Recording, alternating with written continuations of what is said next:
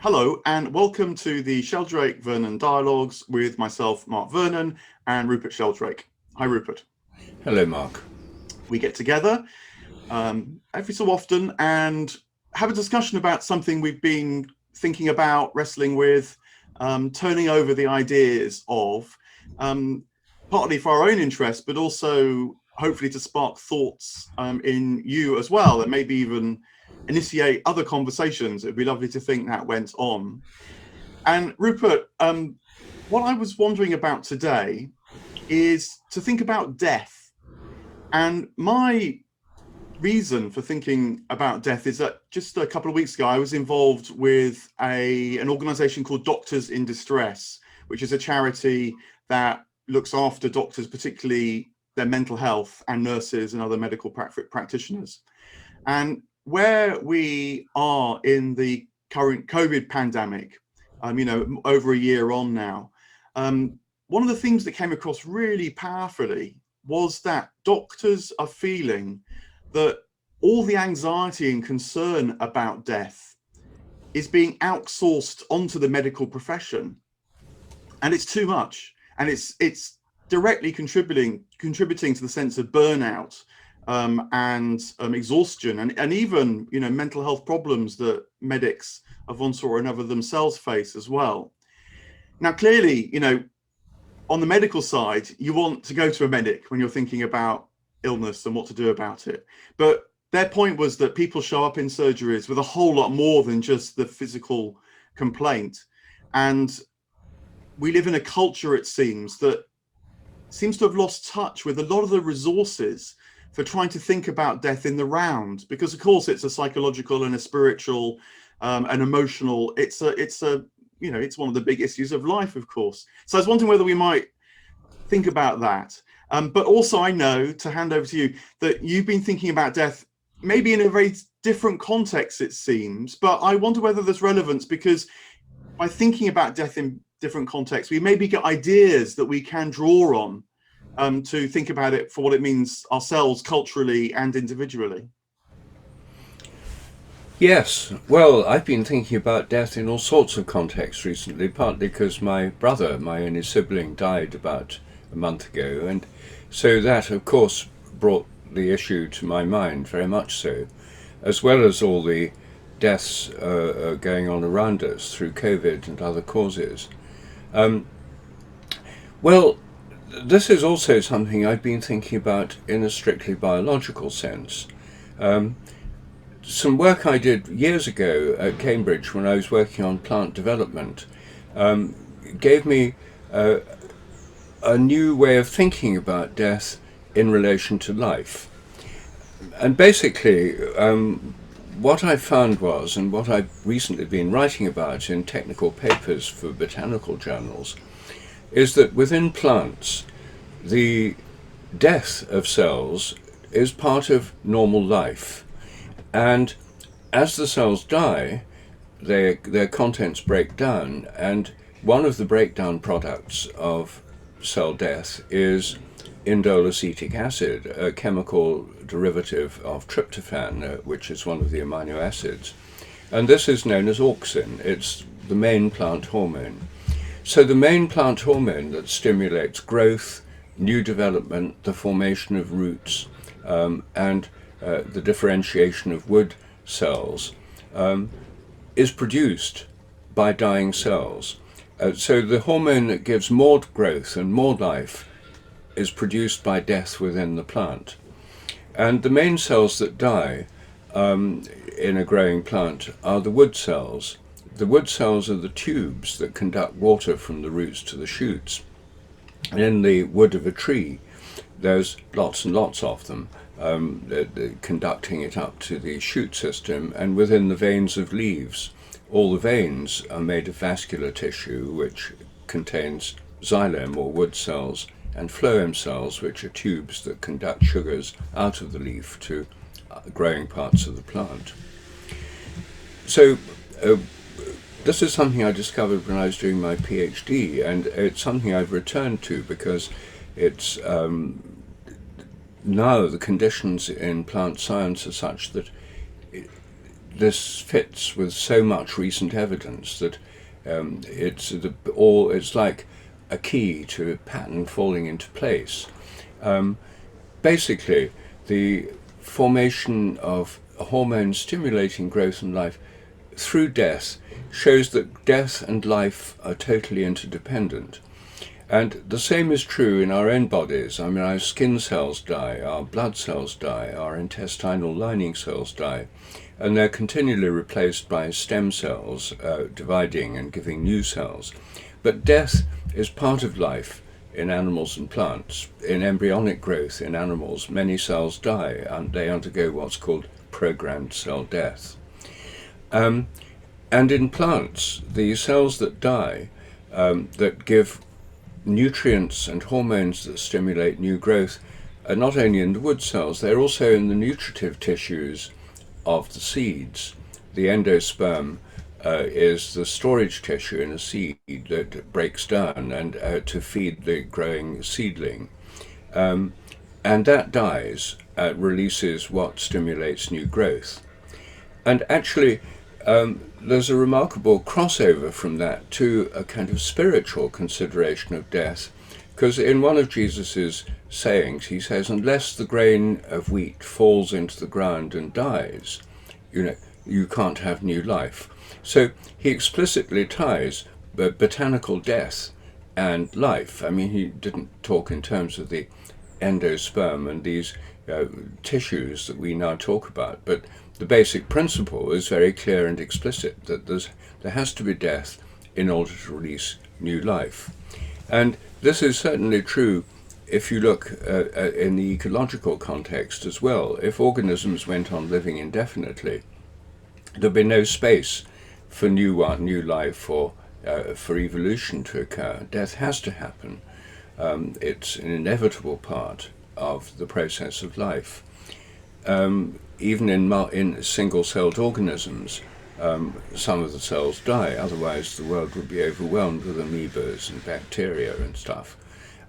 So I think that helps seeing the context, that it's not some kind of medical disaster, it's an inevitable part of life, and in fact all traditional cultures have recognized that. That's why they all have rites of passage for death, and why the ancestors are honored in most cultures, because they're considered to influence the living even from after they're dead. The dead and the living are interconnected and interlinked, both at the biological cellular level, at the ecological level, and also in the human societal level. And of course, at the most simple, straightforward financial way, when parents die and their children inherit their wealth, if they have any, there's this regenerative passing on of assets from generation to generation. So it has a kind of stimulatory and regenerative effect. And I think that the one reason that we're in the position where people don't relate to it in the way they used to is because of the predominance of materialism and atheism. Secular materialism says that when you die, that's the end. Your brain just decays, your mind's nothing but your brain decays, you go blank. So life, there's only one life, and when you die, that's it. And there's nothing much more to be said. Then life becomes super precious, and rather than a stage in a process. And I think that the hospice movement, which was started by Cicely Saunders and was definitely with a religious basis to it, treats death as a natural process, and that is one of the things that plays into the practical dealings with death. And I don't know how much doctors are trained in palliative care and hospice type environments. Certainly some are, because there are palliative care specialists.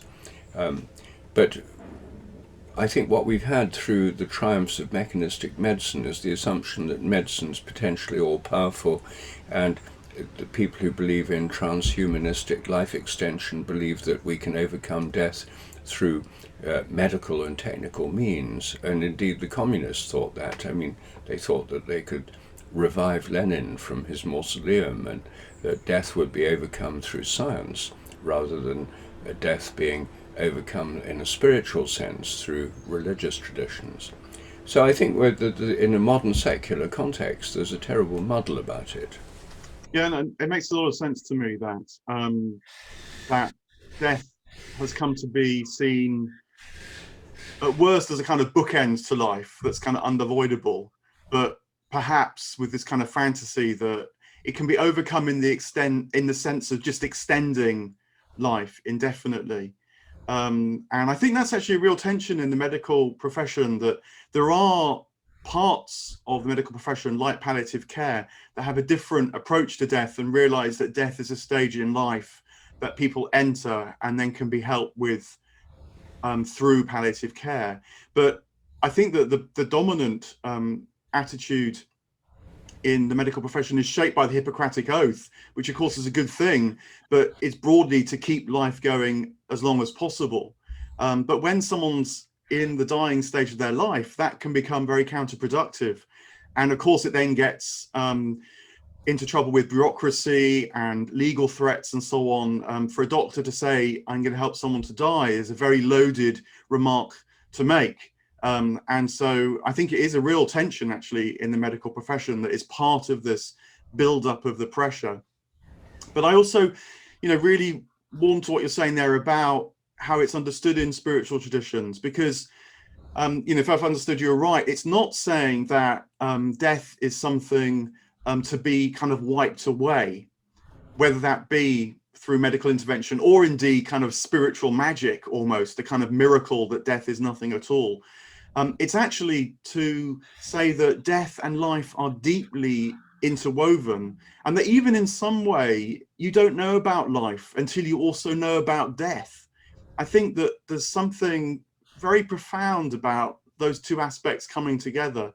I mean, I think about it particularly, say, in relation to Plato's dialogue, the Phaedo, which is the dialogue that Plato wrote in which Socrates dies.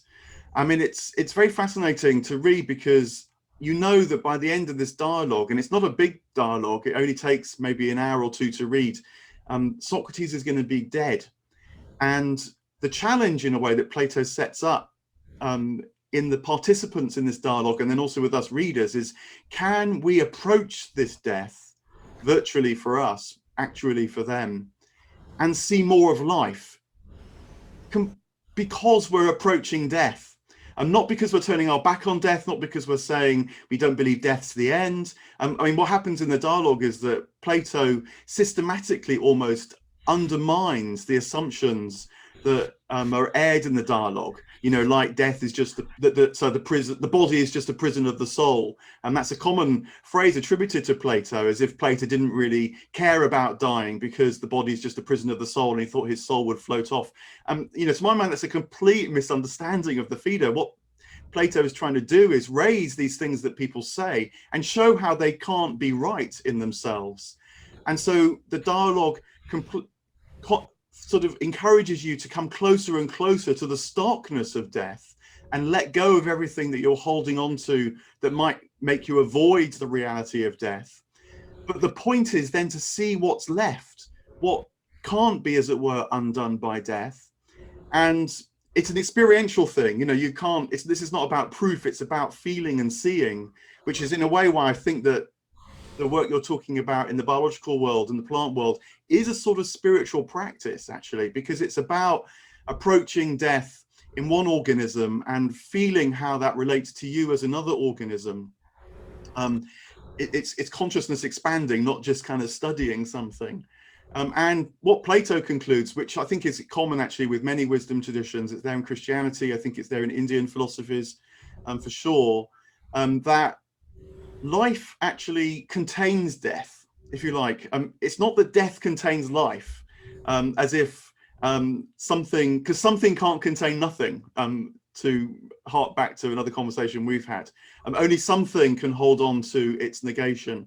And so there's this experiential realization that through death, we actually discover more life. But it is through death. It's not by avoiding, by wishing it away, by proving that it doesn't really exist, which I think is another thing that goes on quite a lot in religious traditions now. You know, as if you can turn to the Bible and prove that Jesus was resurrected, and therefore that kind of gives you an objective reassurance that there's life beyond death. I think that misunderstands things, that what really the Christian tradition and other traditions are about is really going through death and discovering that there's more life. And now this will happen to us at the end of our lives, of course, as you're saying as well, and with your brother particularly, you've just experienced that with him. But I think it can be something that we can incorporate into our lives now, which is what the spiritual traditions would encourage us to do as well, whether that be by contemplating death, by studying death in various ways, by noticing how life actually is a constant process of letting go to let more in as well. Anyway, that's just to say this feels like a hugely rich area, and it's very fascinating that both wisdom traditions properly understood, but even scientific study can be used to re-nurture some of these insights for us now, which seems so necessary. Well, I think one of the reasons it's so necessary for us now is that in the past, people were very familiar with death. I mean, it's in the Victorian period, families on the whole were large, and infant mortality was still quite high. So lots of people encountered death among their siblings, not only of their parents, but with their siblings because of child mortality.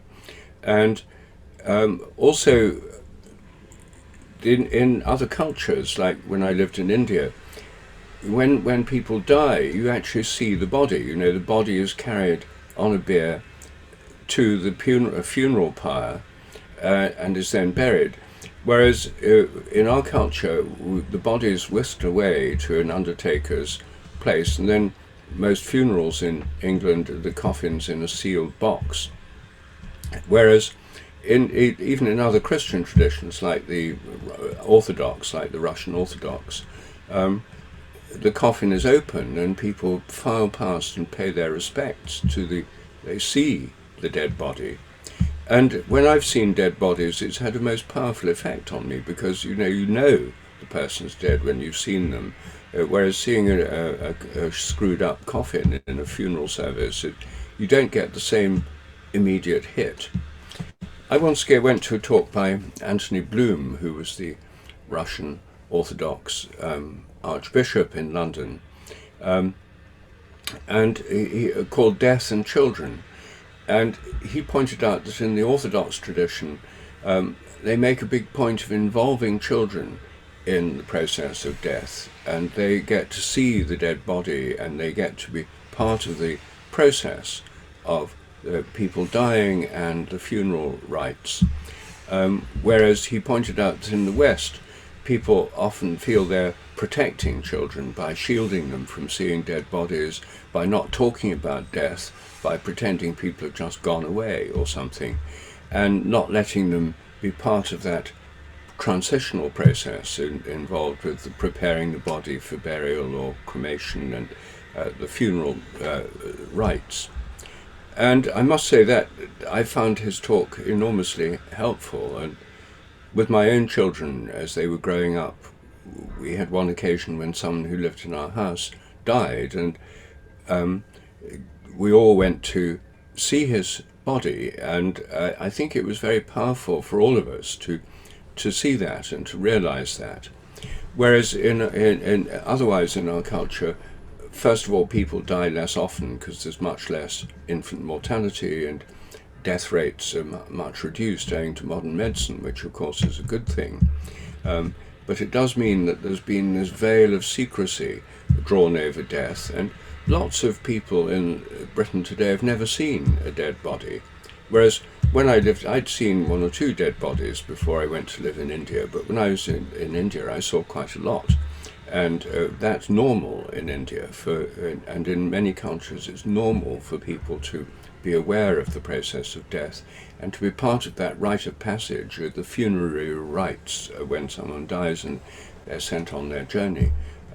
It's very much more open.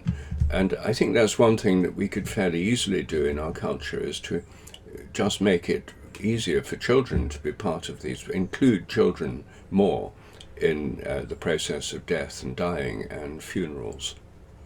Yeah, I mean, in one way, I think that is something that would be easy to do, because in some ways all it requires is for people to be present at death, or to see bodies after death and so on.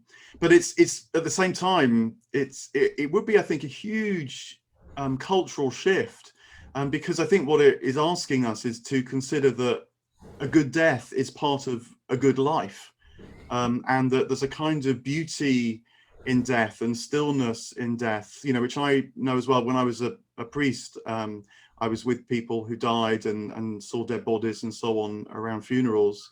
And then in my own personal life as well, I was particularly present with my mother when she died. And it's the kind of thing which you can only really learn by undergoing the experience. You can describe it and say it, and people might get it or they might not. But I think it's partly because of all that you go through.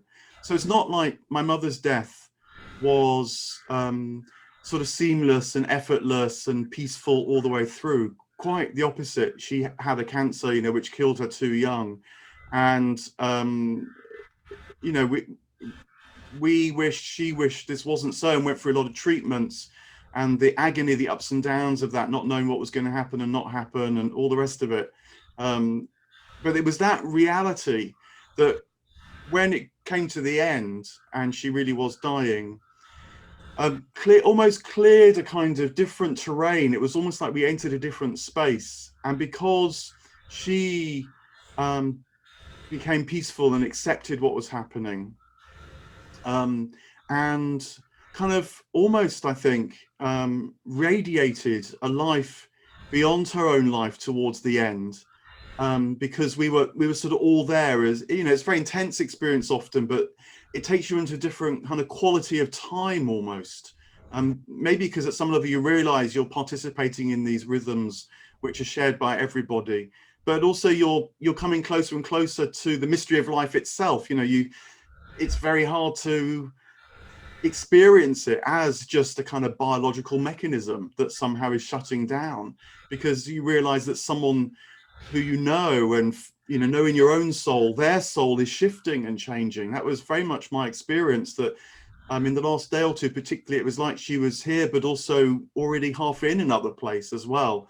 And then there's this experience which people do describe quite routinely, that to be with someone when they die is like they've moved on, not that they've just switched off, as if the car's been turned off and the keys been taken out of the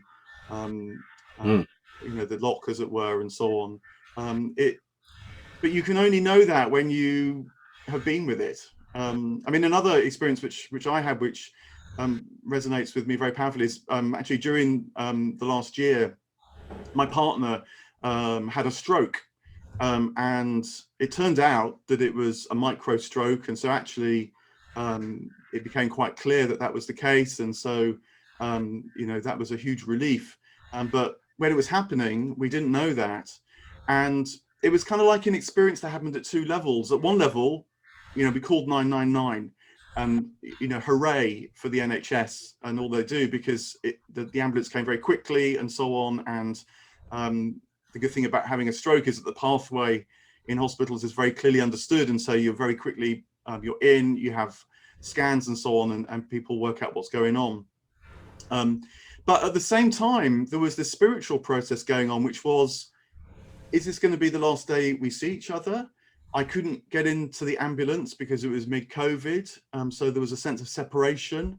And yet in that moment, which I could only know in that moment as well, we both, because we shared this afterwards, had this sense that there's something that is shared between us that can never die. In fact, it would, you might call it the love that's between us, that has become so established in us through a long-term relationship that it sort of becomes part of you, regardless whether you're with the person or not. But it also, for me, carried this intimation that, again, our love and relating and communion, if you like, was part of a much broader love, relating, communion, life, of which death's a part. But I felt in that moment, which was one of panic and gratitude that the ambulance was there as well. It was both, and was this sense that, my goodness, I've touched something that is eternal here in this experience. That would be another word for it. Not that it goes on and on forever, in a sort of timeless sense, but that touches us almost like a vertical experience of life and death, which you can only have when you come to those moments. What is often, maybe that's not quite true, because I think you can actually experience, as it were, the little deaths by becoming more and more alert to how life actually, even every moment, is a kind of receiving and letting go, which wisdom traditions would encourage us to foster. But certainly when you have those big moments, they can be very revelatory as well as moving and so on.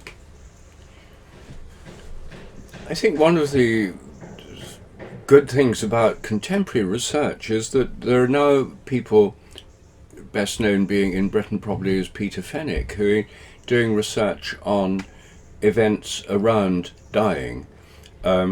Instead of trying to sweep it under the carpet, actually observing what happens. And this is with the help of people who work in hospices and nurses and others. And there are patterns that emerge, and quite often people in the last 2 or 3 days start behaving as if they're seeing hidden presences, people or beings that other people can't see.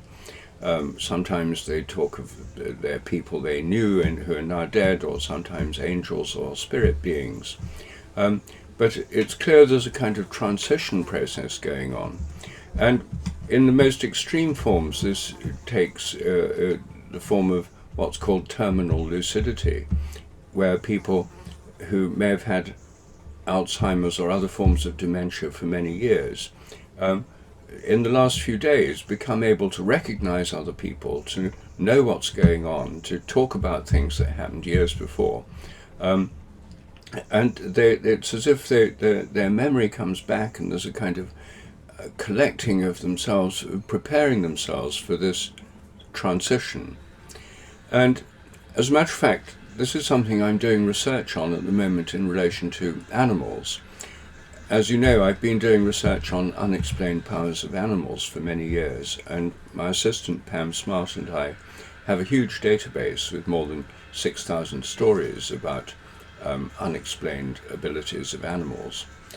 And one of the things we've recently been doing is looking through stories surrounding the death of dogs, cats, and other pets.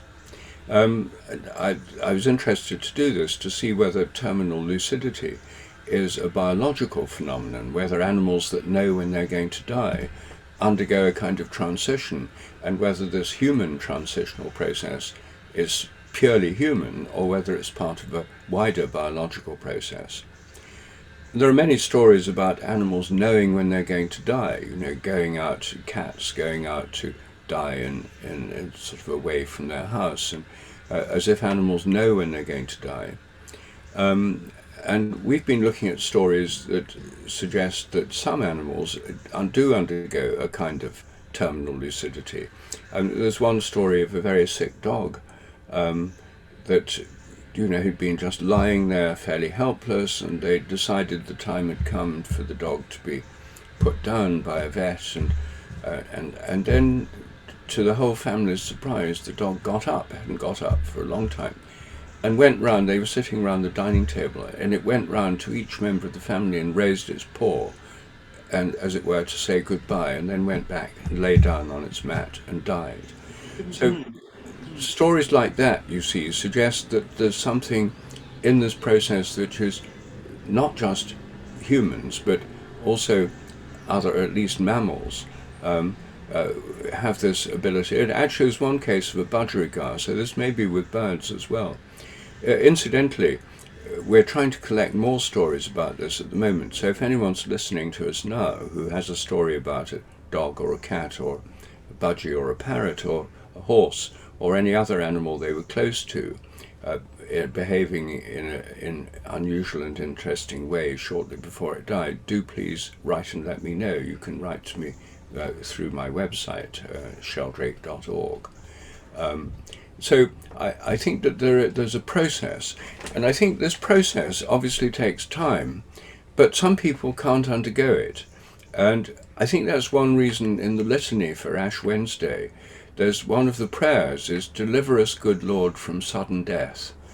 And if you die suddenly by being murdered or in a car crash or a plane crash or something, you don't have time to go through this preparation process that someone who's dying of an illness or of simply of old age does. There's a time to prepare.